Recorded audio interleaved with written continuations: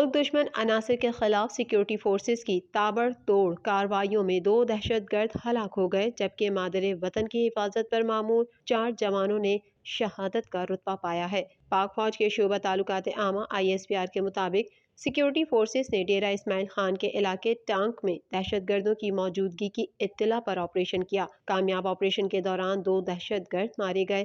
ہلاک دہشت گردوں کی شناخت شاہزیب عرف ذاکر اور دانیال کے ناموں سے ہوئی ہے۔ ISPR کے مطابق ہلاک دہشت گرد اغوا برائے تاوان، ٹارگٹ کلنگ اور دیگر واقعات میں مطلوب تھے۔ آپریشن میں بڑی مقدار میں ہتھیار اور گولیاں تحویل میں لی گئی ہیں۔ ISPR کے مطابق سیکیورٹی فورسز نے ایک اور کارروائی شمالی وزیرستان کے علاقے میر علی میں کی، جہاں دہشت گردوں کی اطلاع پر آپریشن کیا گیا۔ آپریشن کے دوران دہشت گردوں اور سیکیورٹی فورسز کے درمیان فائرنگ کا شدید تبادلہ ہوا۔ اس دوران ایک دہشت گرد کو ہتھیاروں اور گولیوں سمیت گرفتار کر لیا گیا۔ ISPR کے مطابق فائرنگ کے شدید تبادلے میں 4 اہلکار شہید ہو گئے۔ شہید ہونے والوں میں حوالدار منور، سپاہی ذکاء اللہ، سپاہی فرحان اور سپاہی شیراز شامل ہیں۔